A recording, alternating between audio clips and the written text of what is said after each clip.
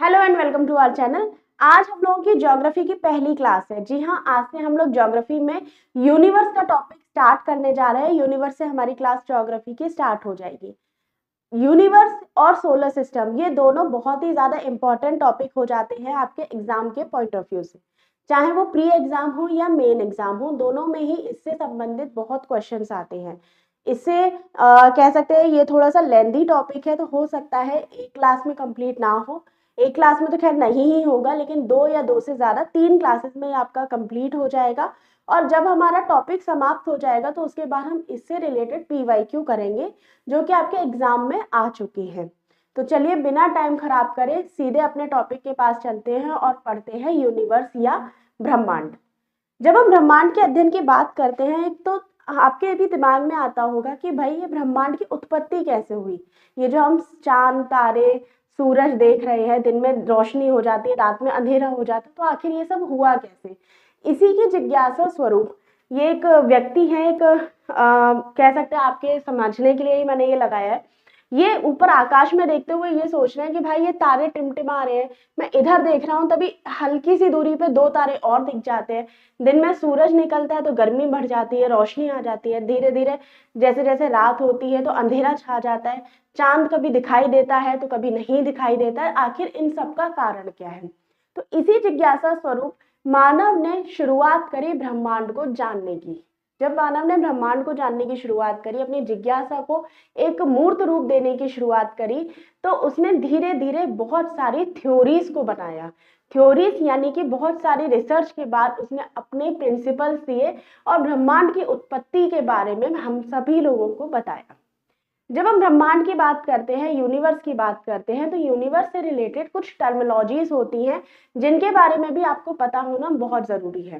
जिसमें पहली टर्मिनोलॉजी आ जाती है आपकी एस्ट्रोनॉमी या खगोल विज्ञान। एस्ट्रोनॉमी के अंतर्गत हम सौर मंडल, यूनिवर्स से रिलेटेड बहुत सारे तथ्यों को पढ़ते हैं, जैसे पृथ्वी है, चंद्रमा है, आकाशगंगा है, इनकी उत्पत्ति कैसे हुई, ये सारी चीजें हम यहाँ पर पढ़ेंगे। दूसरी टर्मिनोलॉजी आ जाती है एस्ट्रोलॉजी। एस्ट्रोलॉजी और एस्ट्रोनॉमी में अक्सर ये रहता है कि लोग कंफ्यूज हो जाते हैं, जबकि एस्ट्रोलॉजी का मतलब होता है तारों का आपके व्यक्तिगत जीवन पर क्या प्रभाव पड़ रहा है, उसका अध्ययन हम एस्ट्रोलॉजी में पढ़ते हैं। जबकि एस्ट्रोनॉमी की बात करते हैं तो एस्ट्रोनॉमी में हम पढ़ते हैं सौर मंडल, तारे, चंद्रमा, यूनिवर्स वगैरह सभी का अध्ययन कैसे किया जाता है। इसके बाद तीसरी टर्मिनोलॉजी आ जाती है आपकी कॉस्मोलॉजी की या ब्रह्मांडीय विज्ञान की। जब ब्रह्मांडीय विज्ञान की हम बात करते हैं तो इसके अंदर हम पढ़ते हैं ब्रह्मांड की उत्पत्ति से लेकर ब्रह्मांड के विनाश तक की सारी घटनाओं को। तो ये तीन टर्मिनोलॉजी आप याद रखिएगा। इसके बाद जब हम ब्रह्मांड की बात करते हैं तो आप जैसा कि जानते हैं कि आप कह सकते हैं ब्रह्मांड इतना विशाल और असीम है, अनंत है, कि उसकी कल्पना करना भी मुश्किल है। लेकिन विज्ञान के जिस तरीके से विज्ञान में विकास हो रहा है, लोगों की जिज्ञासा बढ़ती जा रही है, इसके ऊपर भी काम किया जा रहा है। अगर देखा जाए तो एक छोटे से तारे में एक पूरी तरीके से कह सकते छोटा सा तारा पूरी पृथ्वी पर ऊर्जा का स्रोत बना हुआ है, और वो तारा है आपका सूर्य। सूर्य से ही पृथ्वी पर ऊर्जा आती है। तो हम लोगों को भी ये जिज्ञासा रहती है कि आखिर ये सूर्य बना कैसे, सूर्य बना तो ये पृथ्वी को ऊर्जा किस तरीके से दे रहा है। इन्हीं सारी चीजों का अध्ययन या इन्हीं सारी चीजों का जवाब हमको मिलता है हमारे यूनिवर्स और सौरमंडल के टॉपिक पर। जैसे जैसे मनुष्य की जिज्ञासा बढ़ती जाती है वो इसका अध्ययन शुरू कर देता है। जैसा कि आप जानते ही हैं, मानव एक क्या कहते हैं चेतनाशील आदमी है, या कह सकते हैं चेतनाशील प्राणी है। मानव और जानवर में सिर्फ इतना ही अंतर है कि जानवरों में चेतना नहीं होती है, कॉन्शियसनेस नहीं होती है, लेकिन मानवों में होती है। और उसी जिज्ञासा को पूरा करने के लिए वो इस काम पर लग जाता है। धीरे धीरे वो ये जानने की कोशिश करने लगता है कि सूरज, चंद्रमा, पृथ्वी, ये सारी चीजें कैसे आई, ब्रह्मांड का कैसे विकास हुआ, ब्रह्मांड की कैसे उत्पत्ति हुई। जैसे जैसे वो ये सोचने लगता है तो एक व्यक्ति आते हैं लगभग 140 ईस्वी में। वो होते हैं आपके क्लाडियस टॉलमी। क्लाडियस टॉलमी एक सिद्धांत देते हैं और उसका नाम होता है जियोसेंट्रिक थ्योरी। इस जियोसेंट्रिक थ्योरी या भूवैज्ञानिक सिद्धांत के अंतर्गत वो बताते हैं कि जो पृथ्वी है ना, वो ही हमारा केंद्र है। यानी कि पृथ्वी केंद्र में स्थित है और सभी ग्रह उसका चक्कर लगा रहे हैं। यहाँ तक कि इन्होंने बताया कि सूरज जो है, यानी कि सूर्य जो है, वो भी पृथ्वी का ही चक्कर लगा रहा है। 140 में जब इनकी सिद्धांत आता है तो काफी सालों तक यही सिद्धांत चलता रहता है। लेकिन उसके बाद लगभग 1543 के बाद एक आ जाते हैं निकोलस टॉलमी साहब, निकोलस कॉपरनिकस। तो जब निकोलस कॉपरनिकस आते हैं तो वो कहते हैं नहीं टॉलमी भैया, तुम गलत कह रहे हो, पृथ्वी केंद्र में नहीं है बल्कि इसके केंद्र में है सूरज। इन्होंने जो अवधारणा दी थी वो दी थी हेलियोसेंट्रिक हाइपोथेसिस, जिसमें इन्होंने बताया कि जो केंद्र बिंदु है वो सन है और सन के ही चारों ओर सारे ग्रह उपग्रह परिक्रमा कर रहे हैं, पृथ्वी भी इसी के इर्द गिर्द परिक्रमा कर रही है। इन्होंने सौरमंडल की बहुत ही सीमित अवधारणा दी थी। और याद रखिएगा कॉपरनिकस को आपका आधुनिक खगोल विज्ञान या फादर ऑफ मॉडर्न एस्ट्रोनॉमी भी कहा जाता है। आपने 1543 में ये अपनी अवधारणा दी, फिर धीरे धीरे करके 1600 के आसपास, 1609 के आसपास गैलीलियो के द्वारा दूरबीन का आविष्कार हो जाता है। और उसके बाद एक आते हैं आपके हर्शेल साहब। हर्शेल साहब जो आते हैं वो अवधारणा देते हैं कि भैया हमारा जो सौरमंडल है ना, ठीक है, हमारा जो सौरमंडल है वो आकाशगंगा का एक छोटा सा हिस्सा है, इतना छोटा है जितना कि आप ये पॉइंट देख सकते हैं।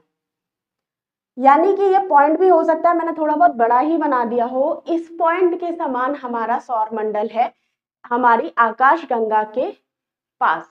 ठीक है, इसके बाद जब हर्शेल ने यह अवधारणा दी तो 1920 से लेकर 1925 में एक आते हैं एडविन पी हब्बल।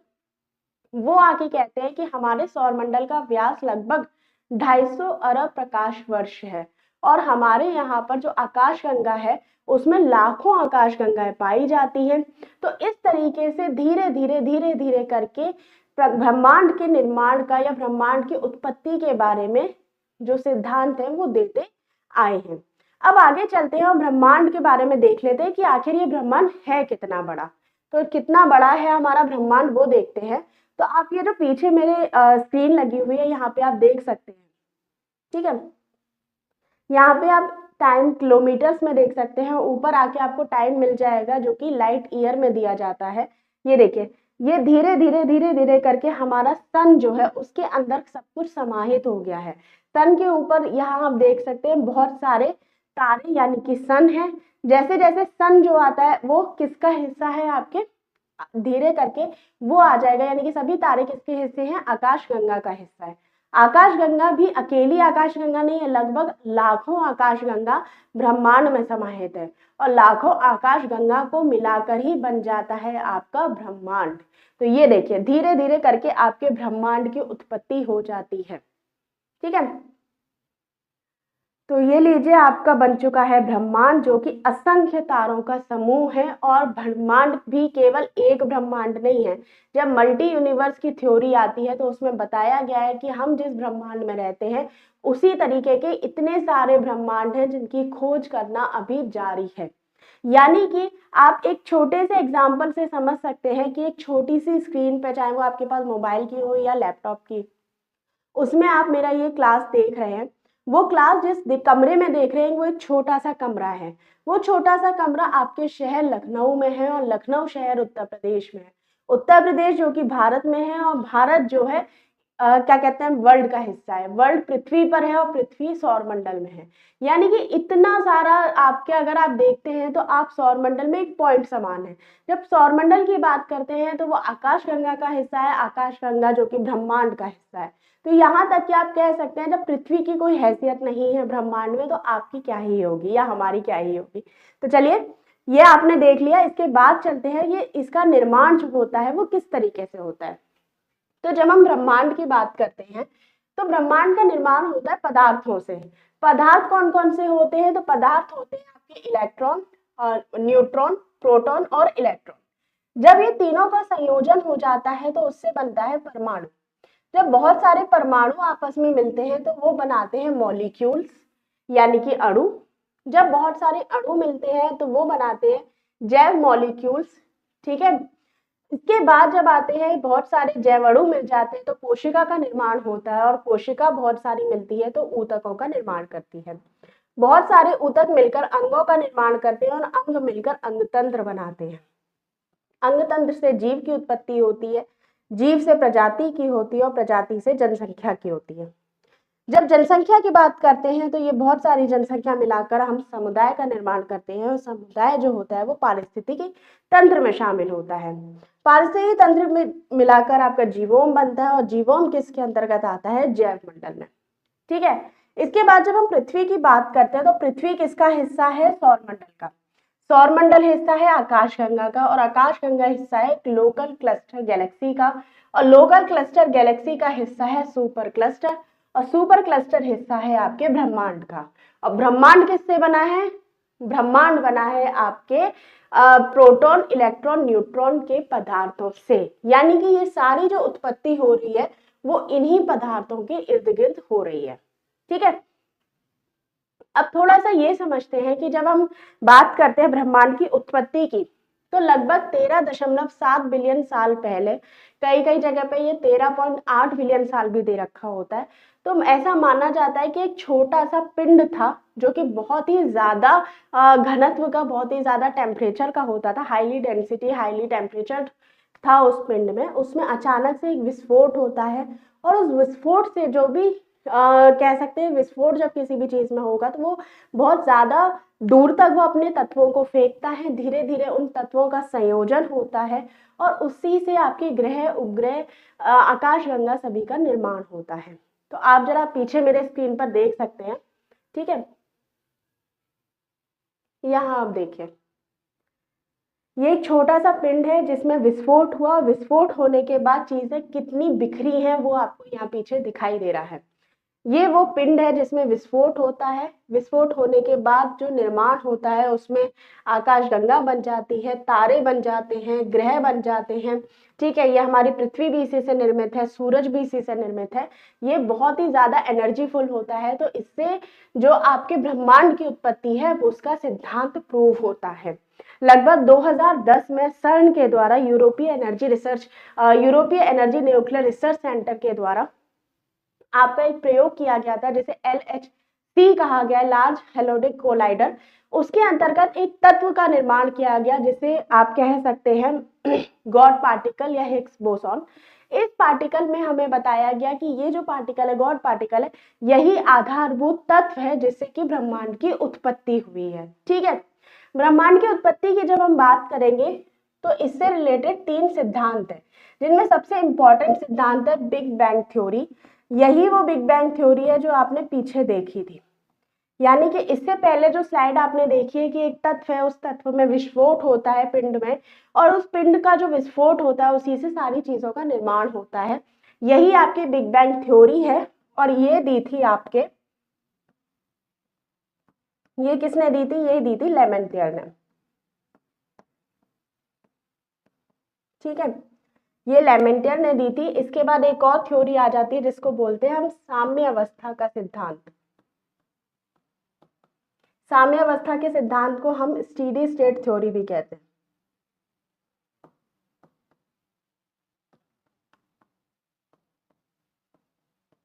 ये किसने दी थी? तो ये 2 लोग थे आपके, एक थे आपके थॉमस बोल्ट और एक है आपके हरमन बांडी। ठीक है,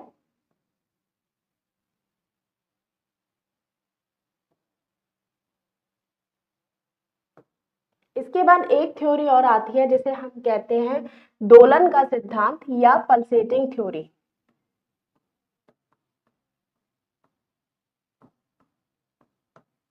या इसको आप क्या कहेंगे? Pulsating theory.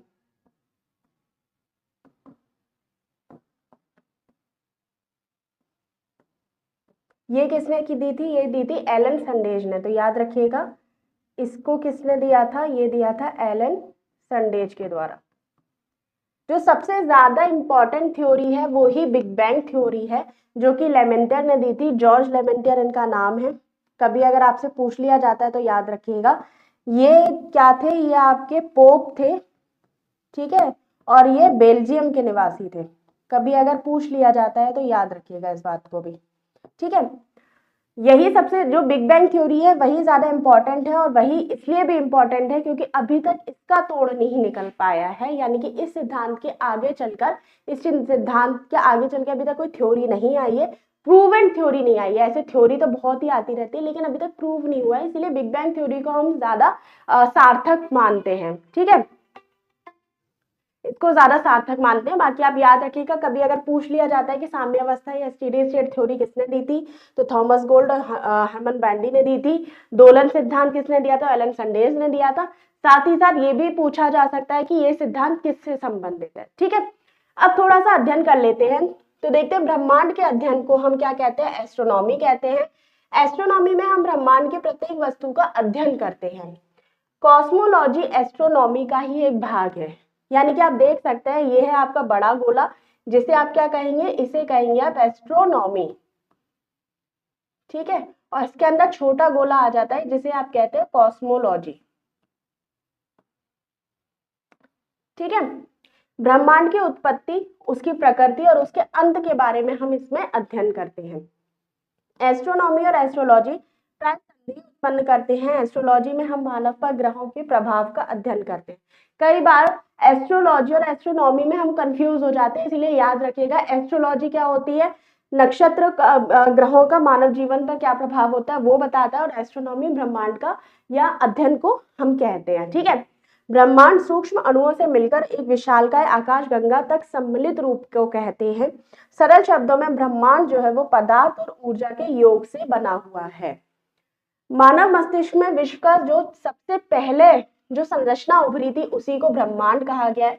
सर्वप्रथम यह माना जाता था कि पृथ्वी ब्रह्मांड के केंद्र में है और संपूर्ण ग्रह उपग्रह उसी का चक्कर लगा रहे हैं। संपूर्ण ब्रह्मांड पृथ्वी का चक्कर लगा रहा है। इस अवधारणा को क्लॉडियस टॉल्मी ने दिया था और भू केंद्रित या जियोसेंट्रिक अवधारणा ये कही जाती है। आगे चल के 1543 में निकोलस कॉपरनिकस आते हैं, जिन्होंने बताया कि भैया सूर्य केंद्र में है, और इस अवधारणा को होलोसेंट्रिक या सूर्य केंद्रित अवधारणा कहा गया। 1609 में आपके दूरदर्शी का आविष्कार हुआ, गैलीलियो ने आविष्कार किया था इसका। 1805 में विलियम हर्शेल आते हैं, ये ब्रिटेन के हैं, याद रखना। सौरमंडल हमारी आकाशगंगा का एक छोटा सा भाग है, इन्होंने ये बात बता दी। 1925 में एडविन पी हब्बल आते हैं और उन्होंने बताया कि ब्रह्मांड का आकार असीमित है, अनंत है। हमारी आकाशगंगा की तरह ही पूरे ब्रह्मांड में लाखों आकाशगंगा है, और हमारे ब्रह्मांड की तरह ही कम से कम बहुत ज्यादा ब्रह्मांड है, जिसे मल्टी यूनिवर्स का कहा जाता है। ठीक है, आगे चलते हैं। तो अब आ जाते हैं आकाशगंगा के ऊपर। अब अभी तक हमने देखा कि भैया ब्रह्मांड की उत्पत्ति कैसे हुई, क्या हुआ। अब जरा आकाशगंगा को भी देख लेते हैं। तो आकाशगंगा होता है तारों का समूह। ठीक है, ये आप देख सकते हैं, ये आकाशगंगा है, इसका केंद्र आपको यहाँ दिखाई दे रहा हो, एकदम चमकदार रोशनीदार इसका केंद्र है, और उसके चारों तरफ जो ये हल्के हल्के डॉट्स आपको दिखाई दे रहे हैं, यही है तारे। यानी असंख्य तारों का समूह कहलाता है आपका आकाशगंगा। आकाशगंगा 3 लेयर्स में बटा होता है, जिसमें तारे जो होते हैं वो लगे रहते हैं, और इसका केंद्र जो होता है वो बल्ज कहलाता है। आकाशगंगा का आकार कई तरीके का होता है, जैसे सर्पिलाकार हुआ, गोलाकार हुआ, या कह सकते हैं चौकोर हुआ, या स्पाइरल शेप में हुआ, इस तरीके से होता है। हमारी जो आकाशगंगा है उसे मंदाकिनी या मिल्की वे कहा जाता है, और इसका आकार है आपका सर्पिलाकार। ठीक है, तो ये आप पीछे देख सकते हैं, एक पॉइंट के समान है। ठीक है, ये रही आपकी आकाशगंगा, किस तरीके से ये चक्कर लगा रही है वो आप देख सकते हैं। ठीक है, पीछे घूम रहा है, ये असंख्य तारे हैं, ये सभी क्या हैं, तारे हैं। ये धीरे धीरे धीरे धीरे धीरे करके अपना घूम रहा है, और देखिएगा आप नीचे जैसे ही केंद्र की तरफ आएगा तो बहुत ही ज्यादा चमकदार सी चीज आ जाएगी, क्योंकि ये सभी आपके गुरुत्वाकर्षण के कारण एक दूसरे की तरफ आकर्षित हो रहे हैं, खिंच रहे हैं, और अपना चक्कर भी लगा रहे हैं। ठीक है, ये देखिए,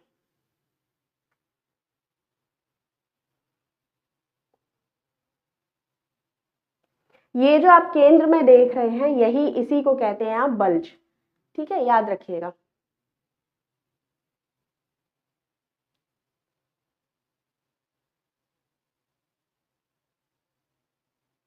ये देखिए, ये जो आकाशगंगा भी एक आकाशगंगा नहीं है, असंख्य आकाशगंगाएं। आगे देखते हैं, लाखों तारों का समूह आकाशगंगा कहलाता है। सौरमंडल इसी आकाशगंगा का एक भाग है। आकाश में प्रकाश की एक बहती नदी से इसकी कल्पना की गई है, इसीलिए इसका नाम हमने आकाशगंगा रखा है। लगभग अभी तक 100 अरब आकाशगंगाओं की खोज हो चुकी है। आकाशगंगा करोड़ों तारों के बादल और गैसों की एक प्रणाली होती है। लाखों आकाशगंगाओं से मिलकर ब्रह्मांड का निर्माण होता है। आकाशगंगा का आकार कई तरीके का होता है, जिसमें सर्पिलाकार, गोलाकार, ताराकार, वृत्ताकार, अनियमित आकार भी होता है। हमारी आकाशगंगा का नाम मंदाकिनी या मिल्की वे है। इसमें एक केंद्र होता है जिसको बल्ज कहा जाता है और 3 घुलनशील भुजाएं होती हैं। हम बाहरी भुजा की अगर बात करते हैं तो नए तारों का निर्माण जो होता है वो इसकी बाहरी भुजा पर होता है। हमारा सौरमंडल जो है वो मध्यवर्ती भुजा पर स्थित है।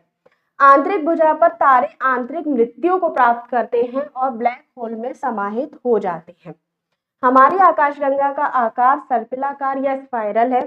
एंड्रोमेडा सबसे निकट आकाशगंगा है हमारी, जिसकी जो दूरी है वो है 2.2 मिलियन प्रकाश वर्ष। प्रकाश वर्ष याद रखिएगा, प्रकाश वर्ष दूरी की इकाई है, ठीक है। ओरियन नेबुला हमारी आकाशगंगा का सबसे शीतल और चमकीला तारों का समूह है। सूर्य हमारी आकाशगंगा का चक्कर 200 मिलियन वर्ष या 20 करोड़ वर्ष में पूरा करता है। इसके बाद हम बात करते हैं स्टार्स की। जब सबकी बात हो गई, ब्रह्मांड हो गया, आकाशगंगा हो गई, तो अब तारों की भी बात कर लेते हैं। जब तारों की बात करते हैं तो ये देखिए, ये जो कलरफुल सा आपको दिखाई दे रहा है ये है आपके हाइड्रोजन के बादल, ठीक है। हाइड्रोजन के बादलों में ही जिस तरीके से संघनन होता है और ऊर्जा, जब हाइड्रोजन है वो एक दूसरे से संगठित होकर एक दूसरे में जब जुड़ जाते हैं तो हीलियम का निर्माण करते हैं। इसी तरीके से नाभिकीय संलयन की क्रिया होती है। नाभिकीय संलयन की क्रिया में एनर्जी बाहर निकलती है, उसी से आपके तारों का निर्माण हो जाता है, ठीक है। जब तारों की बात करते हैं तो निहारिका या नेबुला जो कि हाइड्रोजन के बादल होते हैं उनको कहा जाता है। इनके संघनन से तारों का निर्माण होता है। संघनन के कारण तापमान में वृद्धि होती है और केंद्र में नाभिकीय संलयन की क्रिया प्रारंभ हो जाती है, जिससे ऊष्मा उत्पन्न होती है। जब ऊर्जा सतह से बाहर निकलना प्रारंभ कर देती है तो इसे तारा कहा जाता है। हमारे सबसे नजदीकी तारा सूर्य है, याद रखिएगा। कभी अगर प्रश्न पूछ लिया जाए कि सूर्य क्या है तो सूर्य तारा है, ग्रह मत लगा लेना। सूर्य के बाद हमारा सबसे नजदीकी तारा प्रॉक्सिमा सेंचुरी है, जो पृथ्वी से लगभग 4.2 प्रकाश वर्ष की दूरी पर है। साइरस या डॉग स्टार सूर्य से दुगने द्रव्यमान पर स्थित है। तारों के समूह को भी कई नामों से पुकारा जाता है। अगर तारों का अव्यवस्थित समूह आ जाएगा तो उसे हम आकाशगंगा कहते हैं। एक निश्चित आकृति में व्यवस्थित तारों का समूह होगा तो उसे हम क्या कहते हैं, नक्षत्र कहते हैं। और नक्षत्र की संख्या कितनी है, 27 है। सुंदर आकृतियों में अगर व्यवस्थित तारे हैं तो उन्हें हम कहेंगे तारामंडल, ठीक है। तो याद रखिएगा, एक निश्चित आकृति में है तो नक्षत्र है, सुंदर आकृतियों में व्यवस्थित तारों का समूह है तो वो क्या कहलाता है, आपका तारामंडल कहलाता है। और लगभग 89 तारामंडल की खोज हो चुकी है। सबसे बड़ा तारामंडल है आपका हाइड्रा। तारों का रंग उनके तापमान को दर्शाता है, ठीक है। यदि कोई तारा नीला दिखाई दे रहा है तो वो युवा तारा है, बिल्कुल नया नया तारा है। प्रौढ़ावस्था में जब तारा पहुंचता है, यानी कि जब अपने एडल्टनेस को वो प्राप्त कर लेता है या एडल्ट हो जाता है, तो वो नारंगी या ऑरेंज कलर का हो जाता है। और जब वो वृद्ध हो जाता है, बूढ़ा हो जाता है, तो वो लाल रंग में परिवर्तित हो जाता है। इसके बाद क्या होता है, तारे की मृत्यु हो जाती है और वो अंतरिक्ष में जाकर विलीन हो जाता है, ठीक है। ये पॉइंट से आप याद रखिएगा। आगे चलते हैं तो तारों में रात में जब आप तारों को देखते हैं तो एक बहुत अच्छी सी आकृति सी बनती है, कह सकते हैं पोर्ट ब्लेयर टाइप की, या क्या कहते हैं, क्या बोलते हैं इसको, ब्लेयर टाइप की एक आकृति बन जाती है, ठीक है, जिसे बिग बियर या अर्सा मेजर भी कहा जाता है। तो रात में आसमान की ओर देखने पर आप तारों के विभिन्न समूहों द्वारा बनाई गई विभिन्न आकृतियों को देखते हैं। इन आकृतियों को नक्षत्र मंडल कहा जाता है। सबसे प्रमुख नक्षत्र मंडल आपका अर्सा मेजर या बिग बियर है। यहाँ पे आप देख रहे हैं ये नक्षत्र मंडल का एक बहुत ही प्यारा सुंदर सा है आपका अर्सा मेजर या बिग बियर, ठीक है। आसानी से इसे पहचाना जा सकता है। और सात या सप्त ऋषि मंडल भी, सप्त ऋषि मंडल जो होता है वो 7 तारों का समूह होता है, जो कि अर्सा मेजर या आपके बिग बियर का ही एक पार्ट है। इसके बाद बात करते हैं पोलर स्टार या ध्रुव तारे की। तो ये क्या होता है, ये तारा अपनी स्पष्ट स्थिति और आकाशीय ध्रुवों में से एक करीबी ही होता है, यानी कि एक निश्चित दिशा में होता है ये तारा। पृथ्वी पर उत्तरी या दक्षिण ध्रुव से देखने पर ध्रुव तारा सीधे सिर के ऊपर स्थित होता है। तो ये नॉर्थ पोल और साउथ पोल है पृथ्वी का, ठीक है। यहाँ से अगर आप सीधे देखेंगे तो बिल्कुल सिर के ऊपर जो तारा होगा वही आपका ध्रुव तारा कहलाता है। और अगर आप दक्षिणी ध्रुव से देख रहे हैं तो भी अगर आपके सिर पे कोई तारा होगा बिल्कुल सीध पे, तो वही आपका ध्रुव तारा होता है। पुराने टाइम पे जब तक ये चुंबकीय या कह सकते हैं मैग्नेट का आविष्कार नहीं हुआ था और लोग जैसे कि जाते थे, भैया व्यापार तो होता ही था, तो समुद्र में या महासागरों में जब व्यापार होता था नाव लेकर जाते थे, तो जो दिशा का निर्धारण होता था वो इसी ध्रुव तारे की सहायता से किया जाता था। अब हम लोग बात करते हैं लाइफ साइकिल ऑफ स्टार की। जब हम लाइफ साइकिल ऑफ स्टार की बात करते हैं तो आपको ये बात पता होनी चाहिए कि तारे का जन्म भी होता है और तारे की मृत्यु भी होती है, ठीक है। ऐसा नहीं है कि केवल इंसानों का जन्म और मृत्यु होती है, तारों की भी जन्म और मृत्यु होती है, लेकिन ये जो प्रक्रिया होती है वो करोड़ों साल में होती है। ऐसा नहीं है कि कल परसों की बात है, बहुत ज्यादा टाइम लगता है इस प्रक्रिया में। तारों का जो निर्माण होता है, तारों का जो जन्म होता है वो होता है आपके नेबुला से, जिसे आप हाइड्रोजन के बादल कहते हैं। हाइड्रोजन के बादलों में क्या होता है, गुरुत्वाकर्षण की वजह से ये बादल आपस में संघनित होने लगते हैं और संघनन होने की वजह से ये दोनों जो संघनन होने की वजह से इनमें तापमान का निर्माण होता है, तापमान बढ़ने लगता है। जैसे जैसे तापमान इंक्रीज होता है ये चमकने लग जाते हैं और इस चमक वाले बादलों को कहा जाता है प्रोटोस्टार।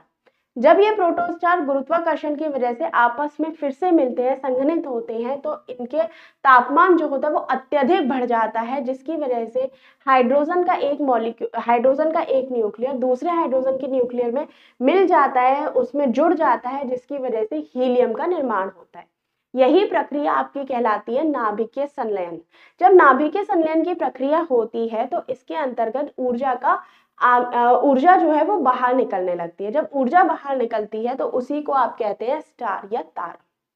अब जब ये स्टार और तारा क्या होता है, जब ये बनना शुरू कर देता है, क्योंकि आप जानते हैं जब नाभिकीय संलयन की प्रक्रिया वो केंद्र में होगी, केंद्र में धीरे धीरे करके हाइड्रोजन जो है वो समाप्त होने लगता है, तो बचता है हीलियम। जब हीलियम बचेगा तो हीलियम क्या करता है, ये भी गुरुत्वाकर्षण की वजह से आपस में जुड़ने लगता है, और जब बहुत सारे हीलियम जुड़ जाते हैं तो उससे निर्माण होता है कार्बन का। जब कार्बन का निर्माण होता है तो वही बन जाता है आपका रेड जियांट। रेड जियांट के बाद की क्या प्रक्रिया होगी ये डिपेंड करता है उसके द्रव्यमान या उसके मास पर। एक है आपके सुब्रमण्यम चंद्रशेखर, इन्होंने, क्योंकि ये भारत के ही वैज्ञानिक हैं, इन्होंने ये बात बताई थी कि यदि किसी तारे का द्रव्यमान सूर्य के द्रव्यमान से 1.44 गुना है, यानी कि 1.44 गुना है, तो उसके साथ क्या होगा वो आपको इन्होंने बताया था। अगर किसी तारे का द्रव्यमान या कोई भी तारा सूरज से छोटा है, अगर छोटा होगा तो वो प्लेनेटरी नेबुला में कन्वर्ट होगा, क्योंकि जैसे जैसे इसके अंदर नाभिकीय संलयन की प्रक्रिया खत्म हो जाएगी, इसमें एक विस्फोट होता है, वो बन जाता है आपका प्लेनेटरी नेबुला। प्लेनेटरी नेबुला भी आगे चल के व्हाइट ड्वार्फ में कन्वर्ट होता है।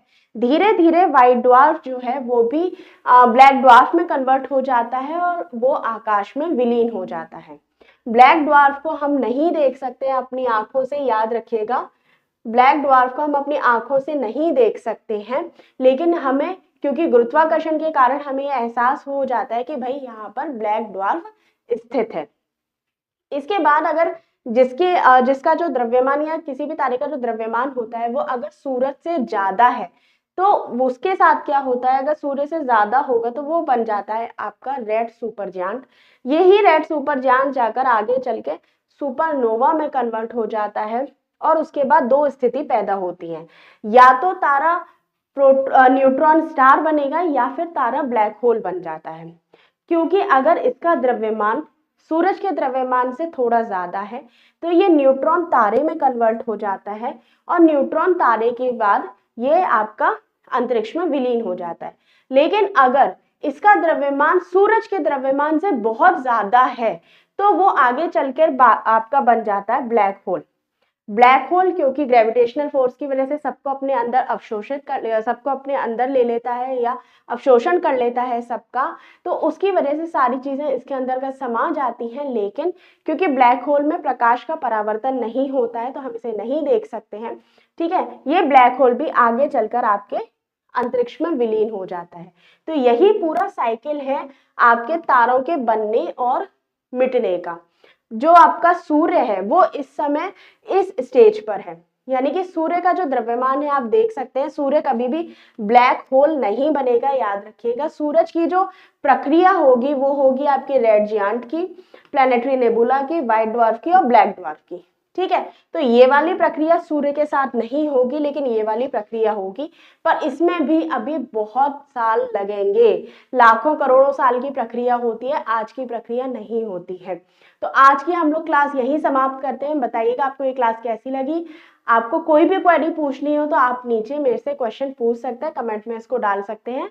बाकी आप बताइएगा कैसी क्लास लगी। धन्यवाद।